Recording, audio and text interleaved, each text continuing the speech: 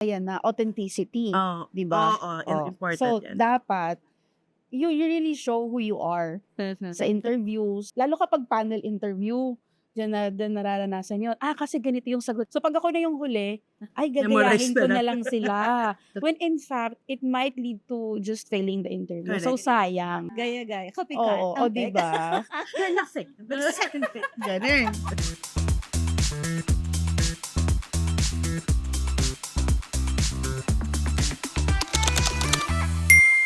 Welcome back to the 7th episode of the After Shift! Hiring season na naman tayo, guys. Ang dami na naman natin kailangan hanapin ng mga candidates. Totoo. Pero perfect yung topic natin today. How to ace your application. Dito, we'll share stories, tips, advice on how you can go about your interviews, your assessment. Kayo, naalala nyo pa ba yung first application nyo?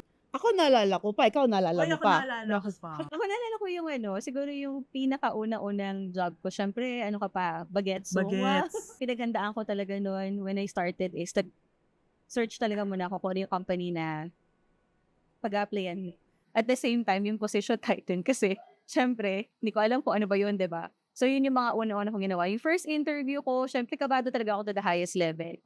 Actually, nag-prepare ako ng madaming practice sa bahay, sa salamin, ganyan, para, ma-enhance ko yung pagsasalita ko. Pero, yung actual talagang parang blackout ka pa minsan. Yun, I think, very important yung first impression. True. Correct. Yes, totoo yan. Kasi doon mo, it's how you're going to present yourself. How professional are you?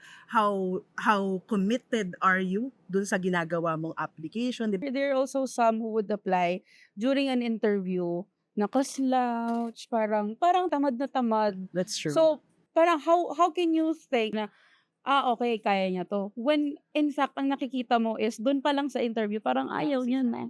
Aminin mo, mother, may mga experiences tayo na kapag may isang candidate na talagang nag-stood out on the first interview niya, talagang tumatatak siya sa isip.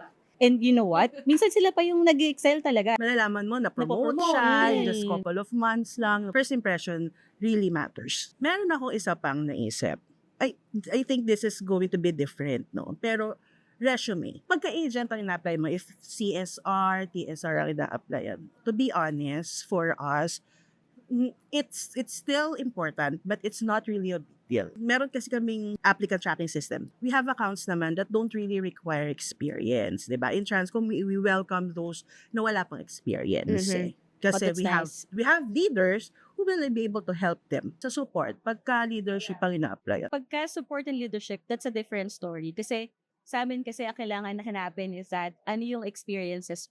So very important na kalahad yan, no? Para ano yung nagawa mo, ano yung mga accomplishment mo. So, hindi naman kailangan sobrang haba, no? Na talagang lahat ilalagay mo doon. It has to be like clear, concise, and at the same time, lahat ng experiences essential for what you're applying for is written there. Even the achievements is very important. Kasi yun yung bragging rights mo na parang, hey, these are my accomplishments from my previous organization. O, diba? We don't want na maging overconfident ka naman, 'di ba? True. Confident in terms of you presenting yourself. Iba kasi yung yayabang ka. True. Iba yung yabang na these are my achievements, ba? Pero how you're going to answer the questions, alam mong nag-prepare ka. Correct. Iba yung dati akong ganito. It's different versus you'll answer confidently.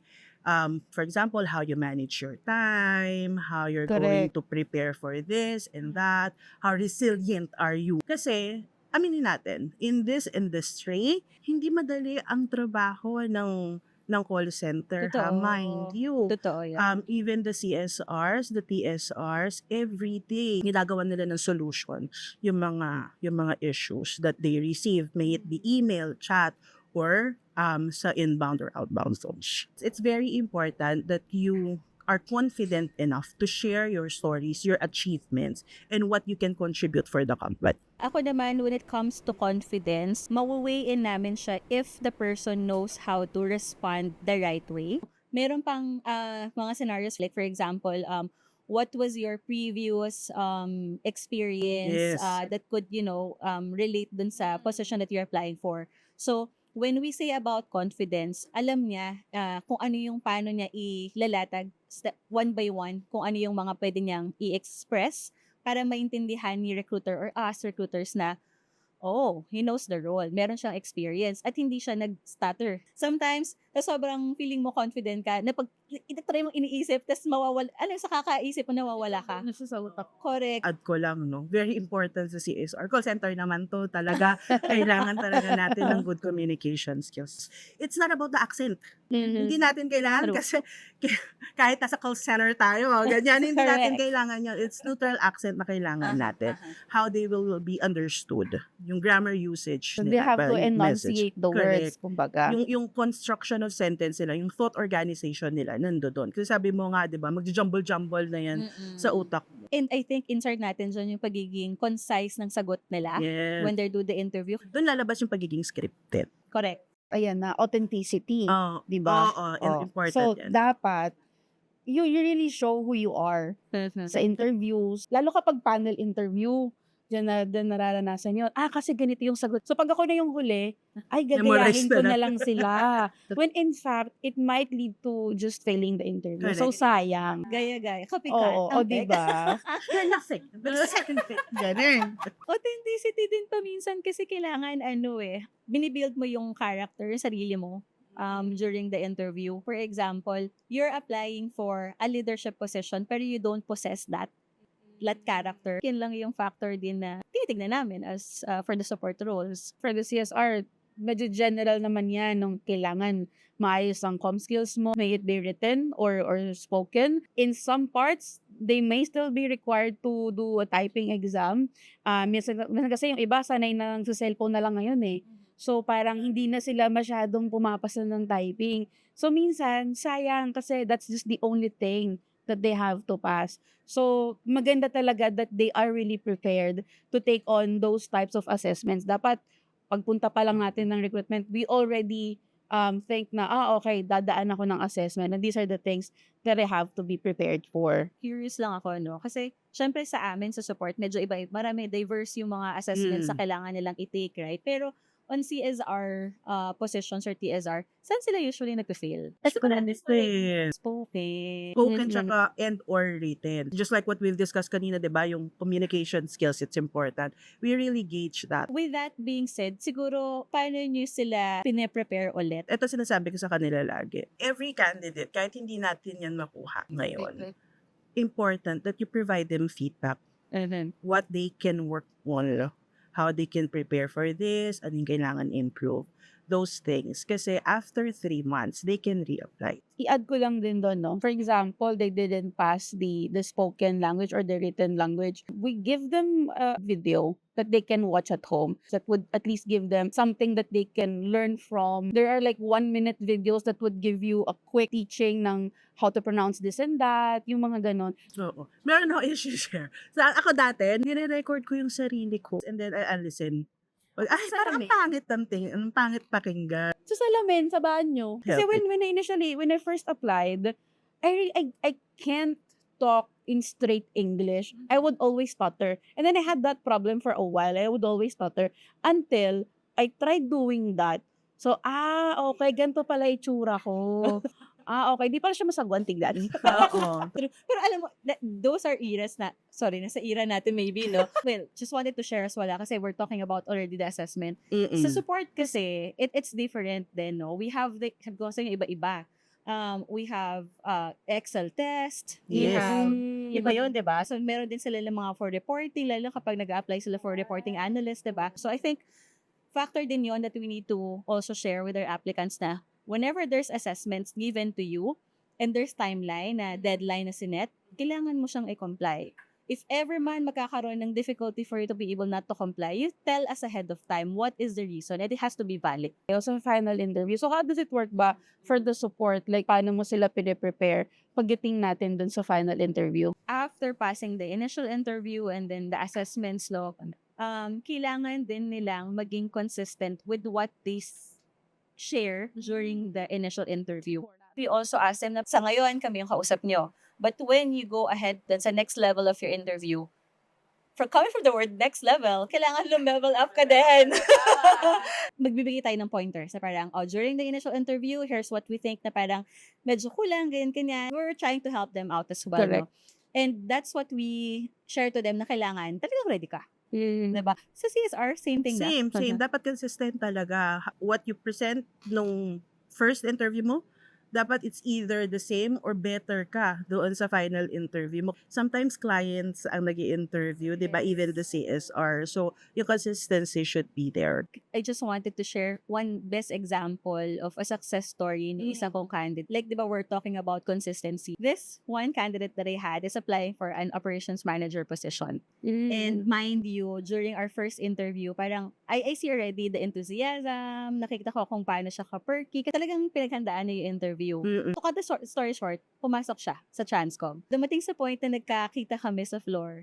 And then, doon ko nalaman, she was promoted. Oh, Because of the God. consistency na ginawa niya from the start, kahit hanggang sa na-hire siya, Oo. na-promote siya. amazing. Diba? So, those are the things that we wanted to share na parang sana all of the applicants would know this. Kasi, what you're doing, sa simula pa lang, the first impression that we're talking about, dala mo siya hanggang dulo. At doon ka talaga mapoprogress. Ako meron din akong ganyan, coming from consistency, no? Kaya lang, consistent siya in terms of apply lang ng apply hanggang sa matanggap. Talagang 3 beses siyang bumagsak. Try and try. So, hindi siya natanggap ng ilang beses. But, when I did the interview, tinanong ko lang siya, so what's different this time? Tapos, sabi niya lang, gusto niya yung nakikita niya dun sa labas na ganito pala yung buhay dito sa company na to. So sabi ko, okay, so this person might change. And then he did. So coming from an agent, naging SME siya in a very short span of time siya, and then almost close to being a team lead na. Talagang nagbago siya. I agree to that. Kasi minsan talaga may mga eksena tayo ng mga bago-baguhan pa tayo na nag-explore. So, paano mo siya i-encourage ulit na go? I mean, perform ka dito sa interview mo kasi mali mo, ito na yung para sa'yo. Correct. Ito nga yung lagi kong sinasabi It's not what you say, it's how you say it. How you're going to be committed. Kumbaga, you had mistakes before. Anong makita natin in the future? And sometimes we just have to take the leap of faith. Coming from what you said, Mother, na parang it's how you say it. Kasi sa akin, personal experience, when I was interviewed in the past from an agent position, lagi ako nahihirapang sagutin yung how do you see yourself in 5 years? Wala kasi ako, wala akong nakalatag na plano. So parang, bukas na di ko alam eh. But back then, technically, hopper din ako. Ang short lang talaga ng stints ko, parang 3-6 months lang, ganon. But I can remember, ang talagang nakashoot sa banga ng sagot ko is when I said, I'm gonna take the job of that person. That's how badly I am willing and committed to really stay kasi I like her job eh. So I'm gonna start here, pero aatimin ko yung trabahong yan. And here I am na in recruitment. True, diba? Dami natin nag-usama. That's true. Ang dami ko rin napulot, no? From this discussion. Alright, so for all of the things that we have discussed, the most important stuff are number 1 is the first impression, di ba? Resume, of course, being confident during the interview and during the whole application process, and being authentic. And of course, the competency preparedness. Pagiging prepared nila doon sa mga pagdadaanan nila. If you know anyone that would benefit with this video, feel free to share this podcast. And we have a lot of open requisitions for both CSR and support and leadership position. Now na. Yes. We encourage applicants to visit our doors in different locations. We have hubs here in Manila, we have in Pasig, near Tiendesitas, we also have in Bacolod, Iloilo, Davao. Our virtual processing is also open. You'll be able to see the link on this post as well. So if you have any other tips, diba? Tips, suggestions on how to ace the application, just comment below. Thank you again, and join us in the next episode of the After Shift! After shift, we have